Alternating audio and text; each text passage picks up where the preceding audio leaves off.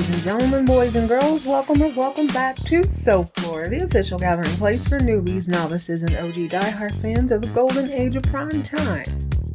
I'm your host, Jess, still viewing and reviewing the soapiest, fuzziest primetime storyline of 1985. We're back on the West Coast with the Falcon theme, double scoop. So whether you're new to this or true to this, sit back and enjoy. Tell a kid it's time to play outside or out of sight. Tell babe no questions, suggestions, or concerns for the next 25 to 35 minutes. Everyone else in earshot, cool, quiet, or kicked out are your only options because baby, we are watching our story. Ladies and gentlemen, boys and girls, this is Soap Lore.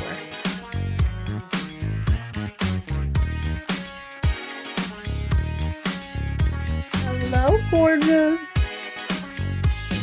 What's up, party people and people who've been partying? Welcome back to another fun-filled edition of Soap Lore. Time will not be wasted today because Falcon Crest came to play. Once again, I am pleasantly surprised. I'm definitely digging the speed of this season. Let's go on and jump right into it. Go ahead and pour yourself up something bubbly and bright as we watch Season 5, Episode 4, Echoes, Echoes, Echo. Oh my goodness, where are my manners? How y'all doing today? I hope your day is shaping up well. I decided to be a better version of myself this week, and I went ahead and wrote the notes down old-fashioned style just to make sure I didn't miss out on any details that I think are worth discussing. So in the last episode, we found out, well, we didn't find out because we already had news, but Lance and Emma found out that they have a brother/nephew and that Miss Hermrod goddess herself, Angela freaking Channing, kept the secret of all secrets for over 25 years. 25 seems to be the magic number when it comes to a long-lost relative, especially a baby people thought had disappeared. At least that seems to be the case on Dynasty and Falcon Crest. Remains to be seen on the other shows, but let's talk about it. This is a big secret and it's an even bigger problem. Turns out Julia's got 2 boys, so let's just refresh a little bit. Julia, unbeknownst to her, was lied to about her firstborn son. Her secondborn son acts just like her Hermrod mother, which put a wedge in between Julia and her son. I wouldn't even say that it put a wedge.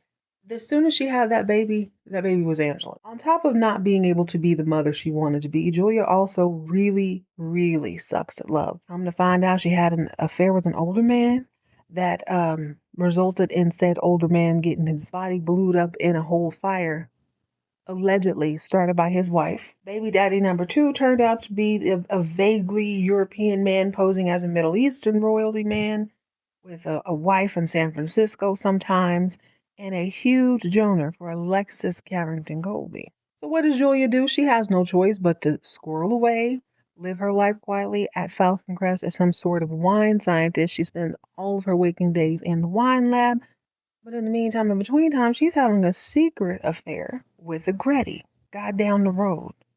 Decides she's sick of playing second fiddle when he rejects her. 2 babies gone, 2 men gone, rejected by both of them. Ain't gonna be no third time, Mr. Gretty. That moment, Bizarro Julia was born. She borrowed a pair of leather pants Pam's leather palm gloves and started committing crimes. Gretty was candlestick to death. Colgia Birdie, her good-for-nothing second cousin or first cousin once removed, framing him for murder.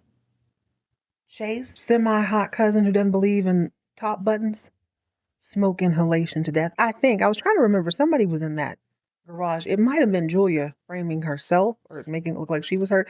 Either way, the crime spree had begun. Wasn't enough to commit these petty crimes and set up people. Nah. Julia went and bought herself a gun and made plans to light up her brother.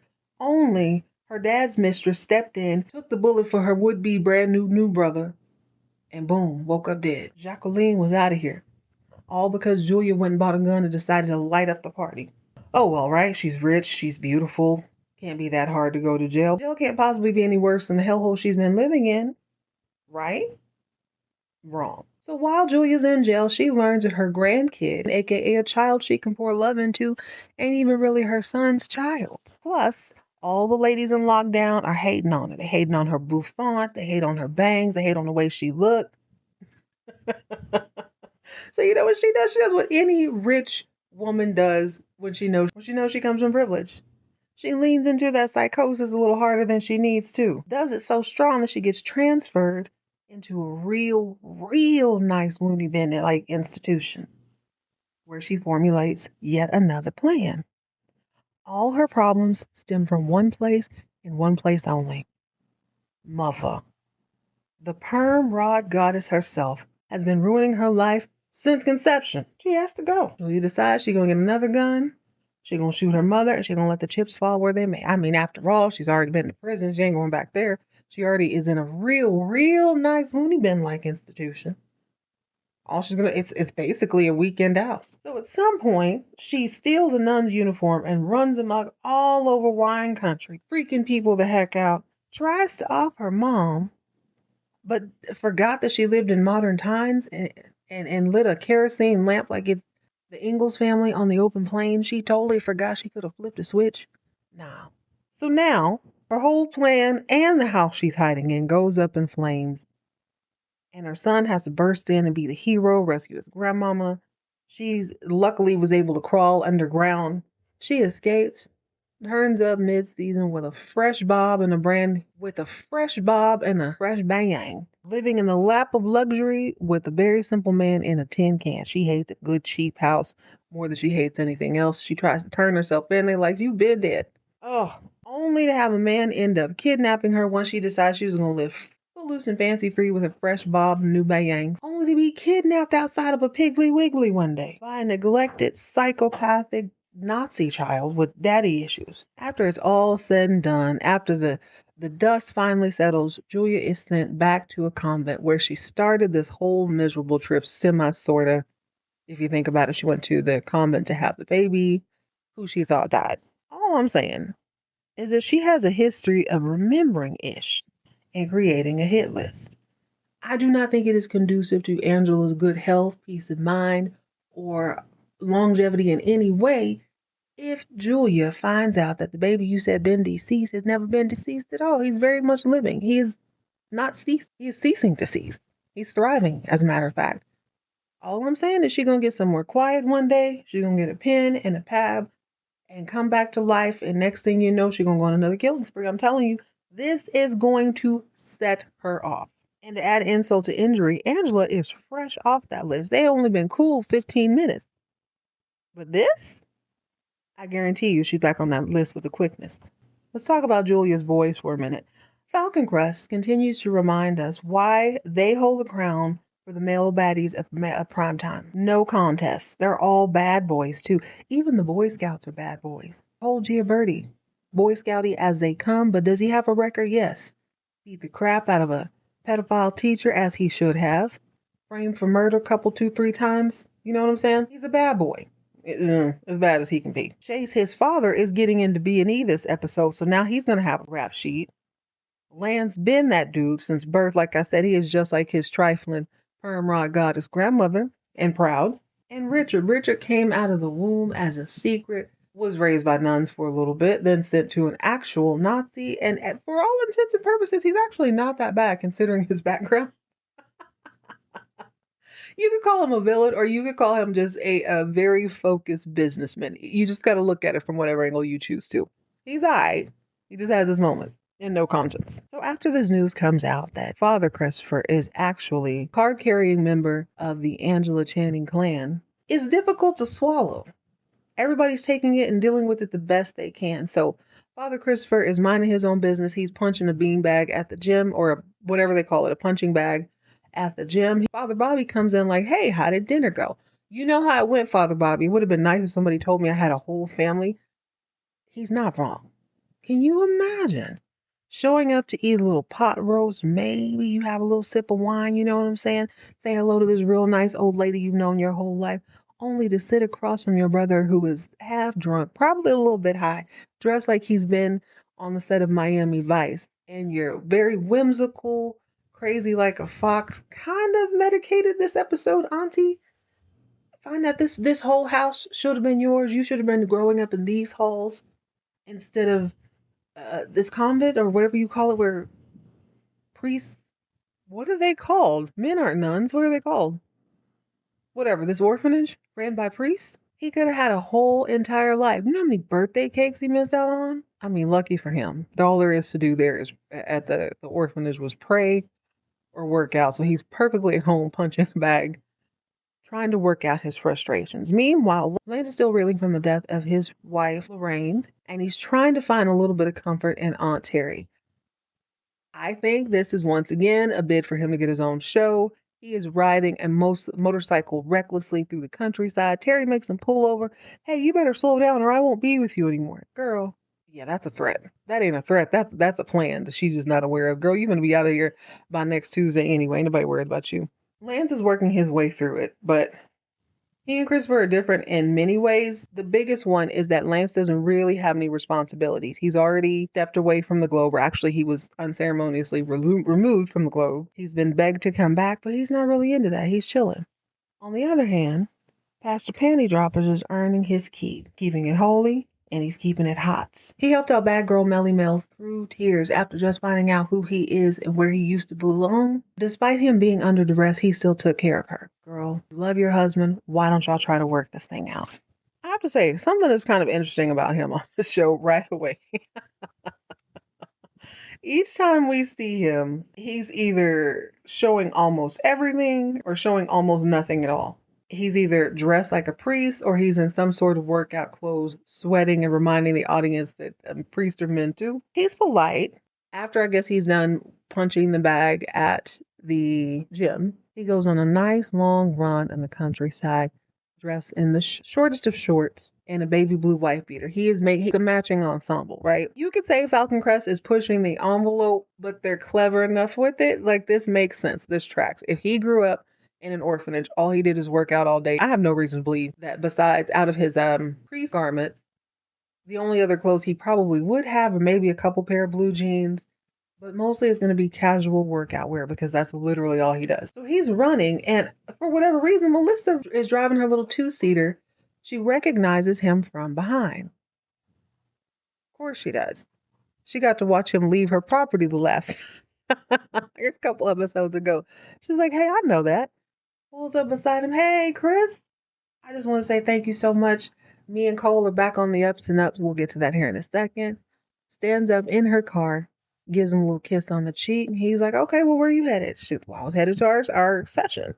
Oh, I'm so sorry. I called to cancel that. She's like, all right, bet. Don't worry about it. I guess I'll see you around. He's like, yeah, I'll see you around. I got to get going. I don't want my legs to cramp up. So he starts running again. And, even though her heart is with Cole, even though they just woke up, they just made up, she makes sure to take a couple, 2-3 peeks at him as he runs off. Like, okay, okay, I see you. No doubt. The bad girl, Melly Mel. Good for her that she's not related to him because I think she's definitely absorbing a little more than she should. But you know who is related to her?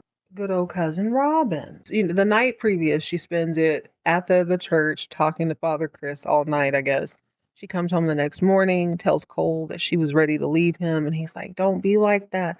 I was only hugging Robin because she felt a baby kick and she got scared. I was just trying to comfort her. Nothing more, nothing less. She's like, all right. But she got to go. I can't have her around my house. I'm becoming more and more stressed out with her here. He says, you know what? I agree. So now that she and Cole are back together, it's time for Robin to leave the nest. When they tell her, she has the audacity to be surprised. Like, why? Why should I leave? Listen, Linda, listen. It's just not working out. We're gonna get you an apartment. It's gonna be real, real nice. But you got to get up out of here. You ain't got to go home, but you got to get out of here. She's like, but I like it here. I really don't want to leave. Please don't make me leave. Of course she likes it. Why wouldn't she? There's free food, free clothes. She gets to play with baby Joseph. It's a pretty easy gig. Plus, she gets to harass her cousin and possibly steal her husband. So when Cole leaves the room, Melissa looks over to her with that look like, yeah, girl. Time for you to leave. And Robin's like, girl, please, listen. I know I was acting crazy, but you can't kick me out just because I don't behave the way you want me to. Melissa's like, girl, I'm not even going to go back and forth with you today. Once you have this baby, I need you to know something. You are out of our lives. Totally, forever and ever, amen. But in the meantime, your little bunny behind is just out. Get packing, darling. I think baby Joseph is probably going to be devastated because she is his in-house playmate along with the other maids. But you know what? For a kid who is as brilliant as he is and as sharp as he is and as much as he likes to play with his toys, he don't play with everything and he certainly don't play with everybody. Well, let's bounce over to Maggie real quick. Maggie is minding her business in a house she doesn't remember buying with a husband she doesn't remember, galloping up on his trusty steed to see if she wants to come home and make a little love with him. She says, for the 40th, fifth time, Chauncey, I don't know you. My name is Chase. That's exactly what I said. I don't know you and no, I'm not going to your house. But she does go inside her own house and she starts looking around. She sees a picture of Cole and decides she's going to go visit him the next day. So she goes over and she and Cole are having a good time when in walks Melissa and baby Joseph.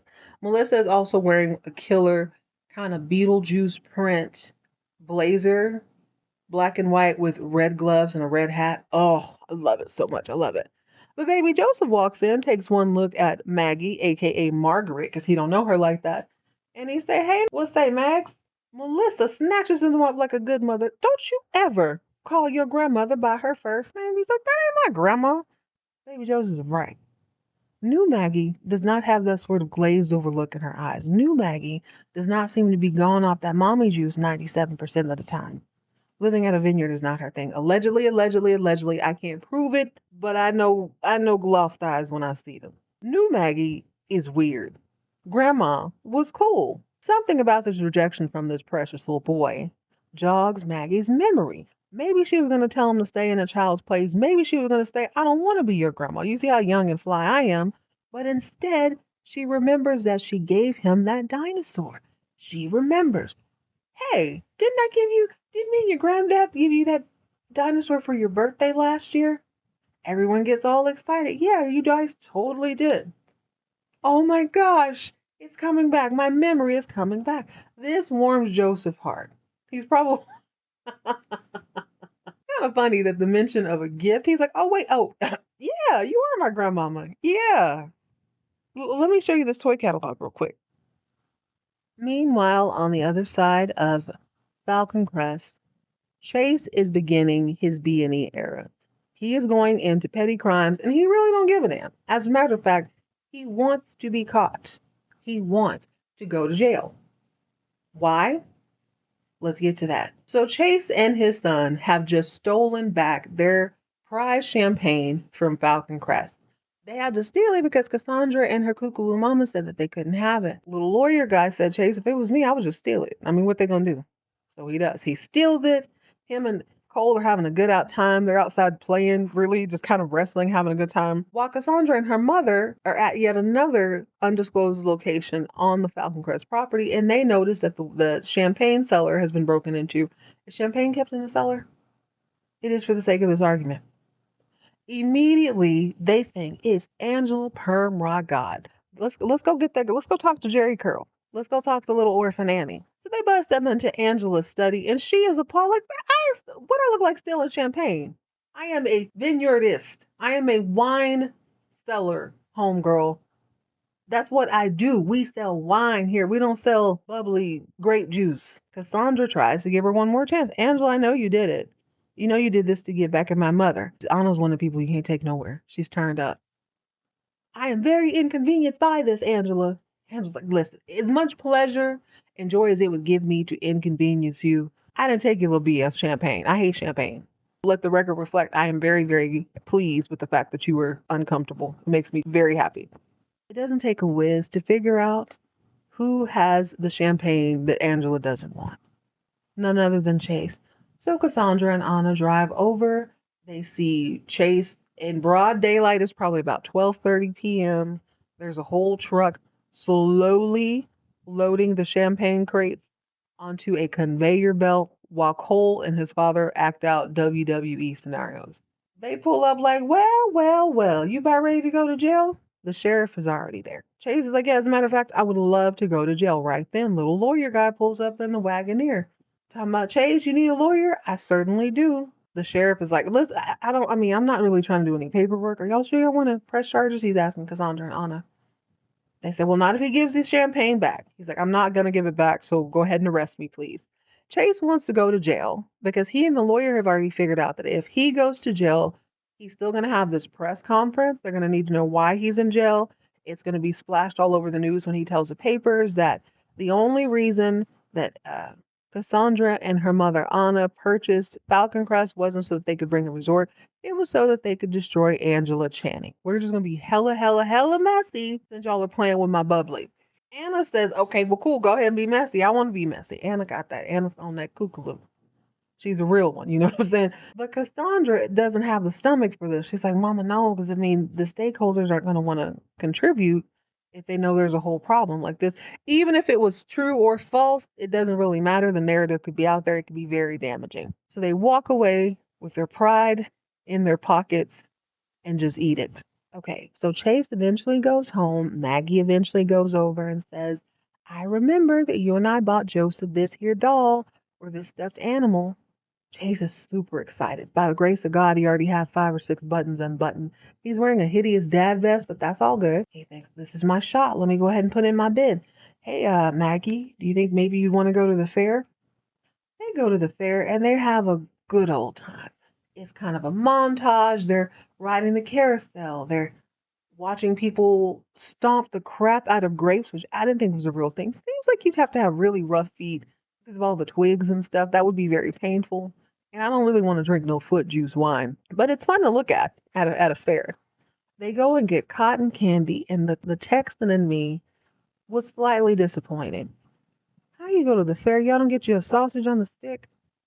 If you've never been to the Texas State Fair, make your way down there. I've only been a couple of times, but that's some of the weirdest stuff. I think they had deep fried ice cream, deep fried butter one time, deep fried whatever you want. They just sort of up the ante year after year after year. But get yourself a good old chili dog, a good old Frito pie, a corn dog, if nothing else. But they bite into cotton candy and they act like it's either piping hot or messy like ice cream. I assume that this was a filming choice because they couldn't very well have heavy cream dripping down the front of their very expensive wardrobe. But as the episode progresses, Maggie warms up to him. She even finds a box of letters that she kept when he was in Nam. It's wild for me to realize that Chase is old enough to have been in Vietnam. And then I have to remember how soon that would have been, how not far long ago that would have been from 1985. It's just wild thinking, man, yeah, this young guy, I guess he's like around 40. This young guy was in Nam. He had like a whole career before this. It's crazy. Okay, before we get too deep into the other stories, I will say that Maggie does eventually, by show's end, ends up going home to Chase because she feels him. Like they had a really great day at the fair. She can see how much love they had in the letters that she chose to keep. They even shared a kiss, and he's like, baby, please come home. She just couldn't do it. Well, let me think. What else happened? Who's a bit player here? Part of me thinks there's part of new Maggie's mind that is maybe waiting on Richard just a little bit. She doesn't remember anything, but she knows how she feels when she sees him. And funny enough, Richard knows how he feels having to look over his shoulder every 20 minutes. So he decides to enact this plan to go ahead and lure a would-be killer out of hiding. The plan is to go around and talk ish to each one of his mild-mannered enemies, tell everybody in town that he's going to have a whole press conference because he knows exactly who tried to off him. In reality, though, he's just trying to poke the bear a little bit. So he's leaving his house one day. We see a leather-palmed, gloved hand cock a gun and shoot it across the yard. Pow! Hits Richard. He crumbles to the ground. His good-for-nothing bodyguard basically waits for him to hit the ground, and then he kneels slowly and looks around very, very slowly. Marla Maples comes. What's her name? Jordan? Miss Jordan comes running over, blah, blah, blah. Well, turns out Richard is wearing a bulletproof vest. He thought bulletproof vest also meant pain-proof vest. That is not the case. He got shot for real, and it hurt all to be damned. The plan was for the killer to think that they killed him, quickly put him in an ambulance. He's going to be fine the whole time. That's what he thought. Only now he's in pain for real. So he's like, nah, get me to a hospital for real. We're going to get this figured out. So because Richard is still powerful, even though he's a little bit broke, he is admitted into the hospital, even though there's actually nothing really wrong with him. Nothing new that is wrong with him. Miss Jordan puts on a press conference saying that he is in stable condition. She wants the killer to believe that they got him. Now the doctors are pissed because this is a county hospital, for crying out loud. Sir, you did this ain't Cedar Sinai. You can't book a room. This ain't the motel, hotel, Holiday Inn. This ain't even the La Quinta. I need you up out that bed. Richard's like, nah, I can't do that. Trying to figure out who's trying to kill me. The doctor's like, all right, all right, all right. I'll give you 3 days and then I don't want to see you ever again. I need that bed. We need fresh bodies in here. My new Mercedes ain't gonna pay for itself. Okay, real quick. Let's go back to the smoking hot men of the show, shall we? We've already seen Pastor Pantydropper's one half of Julia's boys running in shorts, sweating it out in the gym, and then in some respectable clothing as he does his priestly duties. His baby brother Lance been that dude. We been knew that. And based on as tan as he is this season, I feel like this kid has been on a lot of vacations. He's been outside quite a bit. And this episode is no different. We already saw him fully clothed. Father Christopher had come over to talk to Angela one morning, and Lance comes sneaking into the house like he's fresh off the set of Miami Vice. Angela's trying to go off on him. Lance, where the hell you been? I've been out. How come you didn't call and tell somebody you were okay? I didn't want to. That's the least you could have done. You need to respect this family enough to let us know what's going on in your life. And he's like, what? I'm sorry. Is that the Jerry curl calling the bleach blonde fake? Madam, seems to me like you should have been telling people a whole lot of truth for a whole lot of time, and you didn't. Now, everybody in the house feels this way. Christopher feels like that. Lance feels like that. Emma definitely feels like that. And Angela, for the first time, has to just sit back and take it. Like, dang it. Okay, man. So I lied. So what? Lance is having a hard time dealing with this new information on top of already reeling from the death of his wife. But he's not responding to Christopher. And for whatever reason, this pisses Auntie Emma off. That's a good auntie. So she marches out to the pool where we get to see Lorenzo Lamas in his 6'2", 6'3" glory, laid out by the pool, greased up, almost as greasy as Karen. Almost. But he is working on a tan and a pair of drawers and Speedos. You can see the underwear underneath, which, I mean, I get it. This is daytime tea. You got to be careful. He's baking in the sun, and Emma's like, could you please tell me why you're ignoring Christopher? That's your brother. He's like, I just had a brother for like the last 2 minutes. I know I had a brother all this time. This is just how I live. I'm not doing anything. I'm just not participating in this. Emma wants to know why. Why? He didn't do anything to you. Don't you think he could use a friend, a brother maybe? Lance is like, he's a priest. He'll be fine. Plus, the kid likes to run, pray, and like chill. That's fine. He's perfectly fine. Well, this is all that Emma could take. Oh, you funny? Oh, you want to talk slick? You want to talk to me like you talk to everybody else? She suddenly channels the Hulk strength. I certainly don't think she would be strong enough to do this, but she flips the table over. Only it's not a table. She flips his lounge chair over, dumps him in the pool. He comes up looking like, oh my God, here you go. She cusses him out, tells him to get his ish together, and you better be nice to your brother, period, point blank.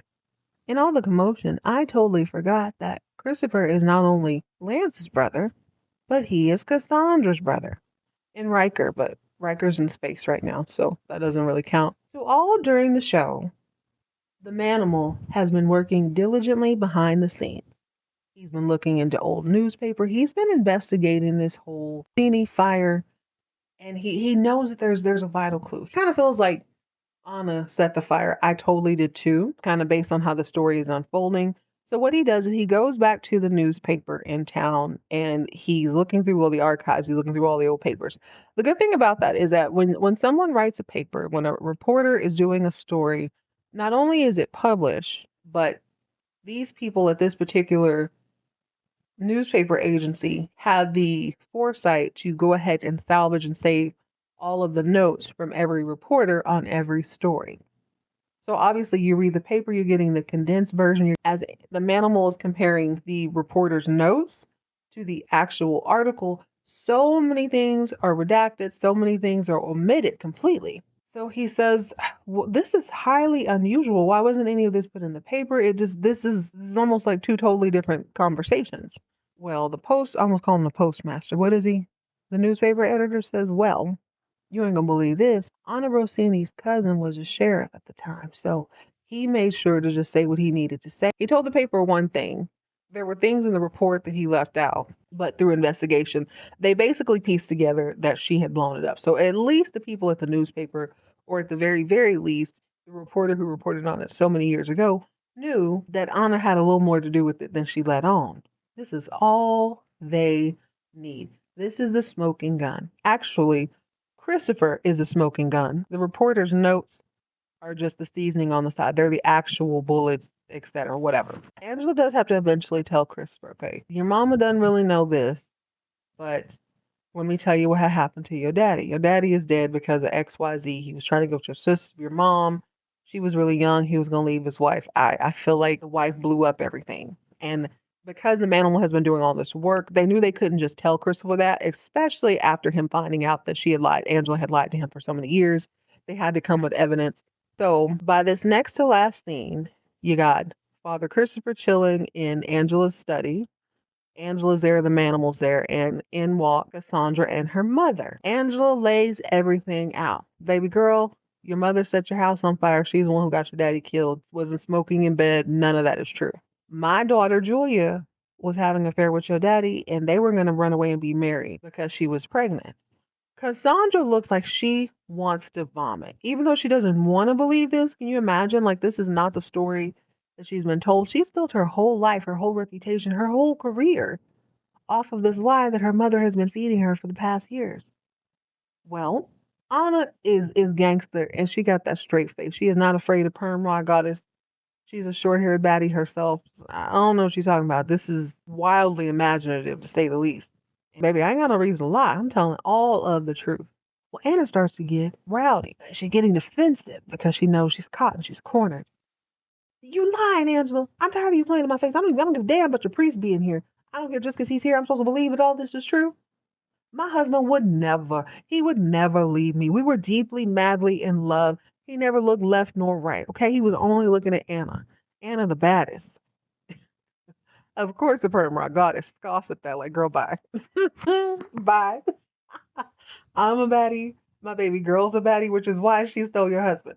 It's as simple as that. Before they could get too deep into it, I took creative liberties there, but please understand that is the underlying essence. Father Christopher, aka Pastor Panty Dropper, says, well, madam, I am of Julia Thompson and your husband. Cassandra, what's that, baby girl? I'm your brother. Cassandra looks like, oh my God, I need to sit down. I'm gonna pass out. I'm gonna faint, or I'm gonna vomit right here all over this lavender paint in this. It's hot in here. She looks sick. Anna's like, bull. I'm not gonna take this. She hops up. She don't need that cane, by the way. She hops up and she starts to try to limp back. Remember, she's supposed to be hurt. Come on, Cassandra. Cassandra is frozen. She is deducing everything that they have said and coming to a devastating conclusion. My mother is crazy and she be lying. Anna's not having it. I said, Cassandra, I said, come on. So she storms out of the house.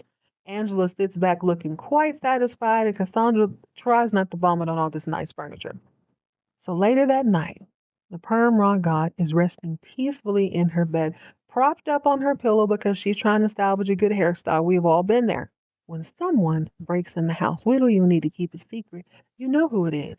Waka Flocka flame throwing Annie. She has time today. She's got gas. She's got matches. She's got wire cutters. She came over there to set it off. So she starts nipping and cutting wires. I ain't finna call nobody. You're not finna cut on no light. I'm finna sit in here and burn. She carefully douses the steps with gasoline, flicks the match, delights in it burning, and then flicks it into the hallway. She walks out of the house to no doubt the song Disco Inferno going off in her mind. Burn, baby, burn. Disco Inferno. Burn that perm right down. She's probably thinking, I hope that witch just put on a fresh coat of activator before she went to bed. You want to call me a flamethrower? Oh yeah, I'm hurt. That's what I do. Now, and you got my hand itching. Now I need to burn something. End scene. This episode was fast. It was furious. It is to the point. The cat is all the way out of the bag. Christopher knows who he is, and people now know who Christopher is. The only person who doesn't know is our good sister Julia. Now, I hope we find Julia in the right state of mind. Otherwise, this is going to be her 4th consecutive season trying to burn to death or shoot to death or club to death or candlestick to death somebody in her family. I hope she takes it well. And we will find out next time on the double scoop of the crest where falcons lay. Caw-caw! Caw-caw! All right, guys. Join me next time for episode 5, season 5 of Falcon Crest. In the meantime, in between time, if you piss off a pyromaniac, you better know where the matches are at, or else you're gonna wake up barbecued. Stay hydrated, for real, just in case somebody tries to burn your stuff down. Stay moisturized, mind your business, and keep all of your drama on TV.